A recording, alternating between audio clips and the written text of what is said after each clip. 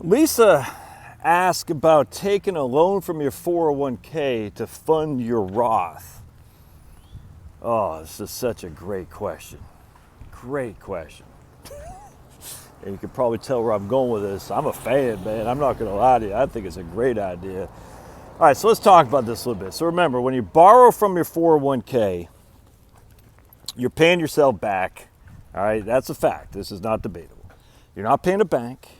You're not paying a mutual fund company. You're paying yourself back. All right, and so we know the drawback about borrowing from your 401k is that if you get canned, you will have to pay taxes and you will have to pay a penalty if you're under the age of 59 and a half of the amount of the loan that has not yet been paid back. Hope that makes sense. Now, Lisa, though, has a solo K. She is self-employed. So if she gets canned, that's her own business. That's canning her. Not likely to happen unless somehow she closes up shop or something like that. All right, just real quick, I'm seeing. Well, I don't want to save this for later. All right. So anyway, let's go down this road here. So you borrow from your 401k. All right. Now, when you're self-employed, there's three ways you fund a 401k. It's your own employee contributions, your employer contributions, and your profit sharing. Most companies don't really do profit sharing because it's kind of convoluted. Most individual 401ks also as well. But if you are, that's fine. But either way, your employee contributions can 100% go into a Roth 401k. Your employer contributions go into the pre-tax, and your profit sharing as well go to the pre-tax. Hope this makes sense. All right. So in this case, Lisa essentially is putting money into her 401k to reduce her taxable income. All right, so now what she's going to do is she's going to borrow some of that. Now remember, you can only borrow under most, I can't remember what the laws are now with the commie virus, but under most laws you can borrow 50% of your equity up to $50,000, whichever is lower, if that makes sense. Yeah, so 50% of your equity up to $100,000, whichever is lower. You can't borrow more than $50,000. To borrow $50,000, you have to have $100,000 in there anyway. Let's just say she has $100,000 in there, and she's going to borrow $50,000. Well, I guess she couldn't fund a Roth of $50,000.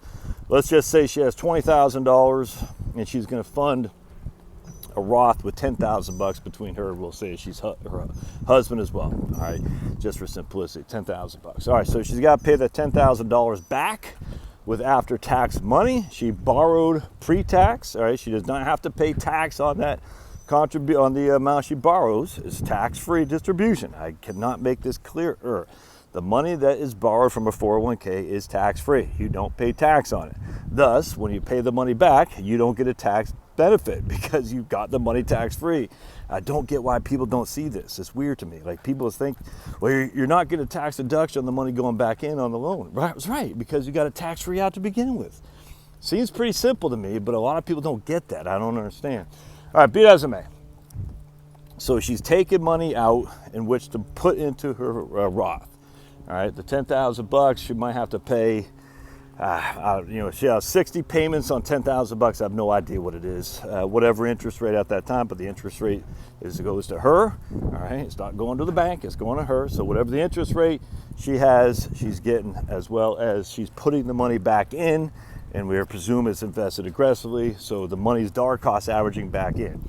Now the money she's taken out from the 401k, people say, yeah, but that money is idle; it's not working. So if the markets go up, you're not getting advantage of the markets going up. Well, in this case, that argument is gone, simply because she's moving that money in which to pay into a Roth IRA, which will presumably be invested aggressively too, or at least just as invested just as aggressively as where her 401k was. So that argument is gone. The argument, come here, buddy, the argument about getting laid off and have to pay tax and penalty is gone too, because she is self-employed. So on both those categories, it's a winning scenario, from having to pay the money back, taxes, and penalty, because she's under the age of 59 and a half, if she were. If she's over the age of 59 and a half, it doesn't matter from a penalty perspective. She will have to pay tax on it anyway, but she's self-employed, so it's irrelevant for the most part. All right, so part two. with the money being out of the market. Well, the money's not out of the market. She's borrowing from a 401k and putting it into a Roth. The money's inherently still in the market, most likely, presumably. All right, so now she's reducing it to, by the way, her 401k, in which to slowly move that money over to a Roth.